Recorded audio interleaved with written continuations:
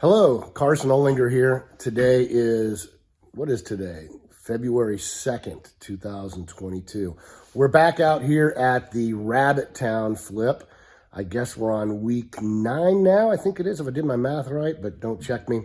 In any event, we bought the house in November, late November, so we're still moving along pretty well. We had some shutdowns, obviously, with the holidays, but we're trucking along pretty good. We had some issues with our LVL, which is now in. You can see it here. We had to jack up the house, and we put this in temporarily just to hold it up, but it's coming down in just a minute. But we've got our slider doors in now on the back of the house.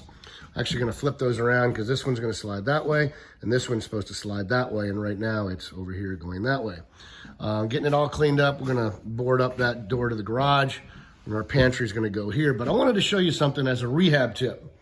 So you notice the windows in here, how big the windows are. We just put in some new windows front to bottom. And this is what they used to look like. I'll bring you over here to the master bedroom. So you can see these are the original windows here and how they come down probably, they got 3 feet of, 2.5 feet of drywall there. And these come down all the way. Well, this is the front of our house. So these are our new windows. It's important to know what you're looking at, right? We want to enhance the view out the front window. And so now we're gonna have, the grading is all cleared out. This is all gonna be beautiful. You'll be able to look out your master bedroom and see all that. Okay, so the rehab tip that I'm trying to tell you is think about lighting, all right? Think about natural light flooding your house. All right, a lot of people just come in and start rebuilding, but they're not thinking about flow. And so these sliders over here, they're flooding the back of the house with light. These front windows are flooding the front of the house with light. And this, we're gonna have all of our cans and everything else in here. So my point is, when we're doing things like this, always think about what the aesthetic is gonna look like afterwards, coupled with your lighting package. So these sliders and the front windows are gonna provide us quite a bit of natural light and enhanced lighting that we're gonna need for a house of this magnitude. So come back, follow us again, but always think about your lighting and what that's gonna look like. We've got doors on order, the garage doors, we've got our plumbing package coming in, we've got our electrical package going in, we've got low voltage coming in. So that's another thing I wanted to mention. What is low voltage? So think about the smart home concept. We've got all the houses, or all the house ripped down to the studs, right? So we're gonna put a big old TV here.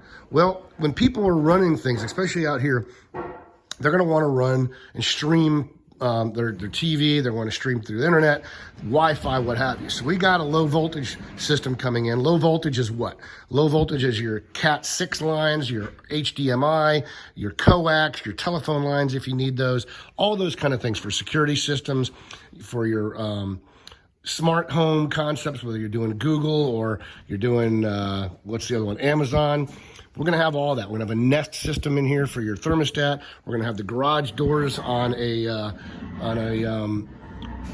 Wi-Fi system. So all that's gonna be going in here before we get the drywall up. But it's gonna come in after our actual electrical wiring goes in. The reason for that is we don't want interference from our electrical lines interfering with the signals over the Cat lines.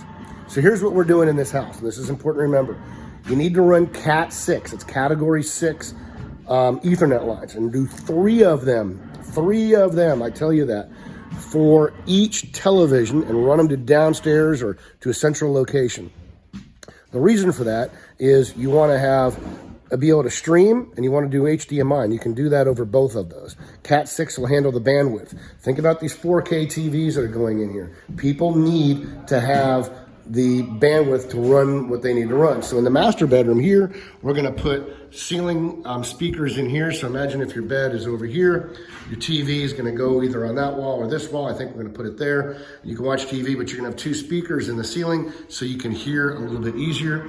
And then we're also gonna put speakers, 1 central speaker that is, in the master bathroom so you can listen to music, be a singular stereo speaker. And then in the in the main room, we're also gonna put in surround sound speaker systems in the ceiling.